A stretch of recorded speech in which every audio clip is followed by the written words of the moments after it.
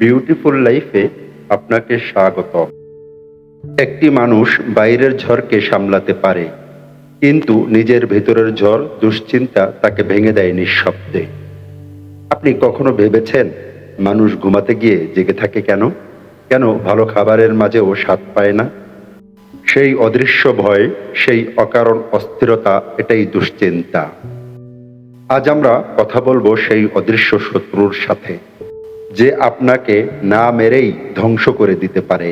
আজকের আলোচনায় আমরা জানব কেন দুশ্চিন্তা হয়, এটা কি ক্ষতি করে এবং কিভাবে চিন্তামুক্ত থাকা সম্ভব।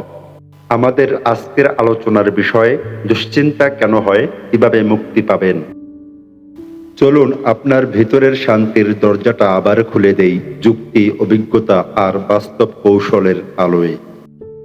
প্রথমত আমরা জানব কেন দুশ্চিন্তা হয়।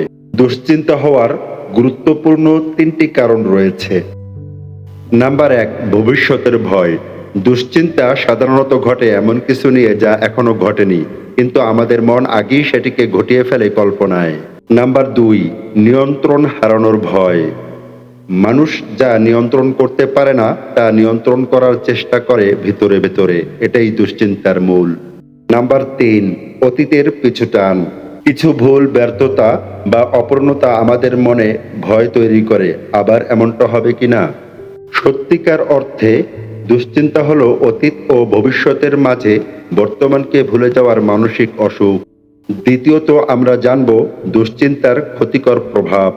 দুশ্চিন্তার 4টি গুরুত্বপূর্ণ প্রভাব নিয়ে কথা বলবো। নাম্বার 1, মানসিক অবসাদ। মন দুর্বল হয়ে যায়, আত্মবিশ্বাস হারিয়ে যায়। নাম্বার 2, শারীরিক সমস্যা। হৃদস্পন্দন বেড়ে যায়, ঘুম নষ্ট হয়, হজমে সমস্যা দেখা দেয়। নাম্বার 3, সম্পর্ক নষ্ট করে। অকারণে রেগে যাওয়া, সন্দেহ, নীরবতা সবই দুশ্চিন্তার ফল। নাম্বার 4, সিদ্ধান্ত নেওয়ার ক্ষমতা নষ্ট হয়। চিন্তায় ডুবে থাকার কারণে মানুষ দ্রুত সিদ্ধান্ত নিতে পারে না, বারবার পিছিয়ে পড়ে। একটি গবেষণায় বলা হয় 85% দুশ্চিন্তার বিষয় আসলে কখনো বাস্তবেই ঘটে না, আমরা শুধুই নিজের উপর বোঝা চাপিয়ে দেই। তৃতীয়ত বলবো কিভাবে মুক্তি পাবেন দুশ্চিন্তা থেকে। দুশ্চিন্তা থেকে মুক্তি পেতে 5টি গুরুত্বপূর্ণ বিষয় মনে রাখতে হবে। নাম্বার 1, লিখে ফেলুন মেথড। আপনার যে চিন্তা মাথায় ঘুরছে তা কাগজে লিখে ফেলুন। লেখা মানে ভিতরের জট খুলে ফেলা। নাম্বার 2, নিয়ন্ত্রণের বৃত্ত। আপনি যা নিয়ন্ত্রণ করতে পারেন সেটার উপর ফোকাস করুন, যেটা পারেন না তা আল্লাহ বা সৃষ্টিকর্তার উপর ছেড়ে দিন। নাম্বার 3, নিঃশ্বাসের ব্যায়াম। প্রতিদিন 5 মিনিট চোখ বন্ধ করে শ্বাস গ্রহণ ও বর্জনের উপর ফোকাস করুন। নাম্বার 4, নিজের চিন্তাকে চ্যালেঞ্জ করুন। প্রশ্ন করুন, এই চিন্তা বাস্তব? প্রমাণ কি? বেশিরভাগ সময় উত্তর হবে না, এটা কল্পনা। নাম্বার 5, কৃতজ্ঞতার তালিকা।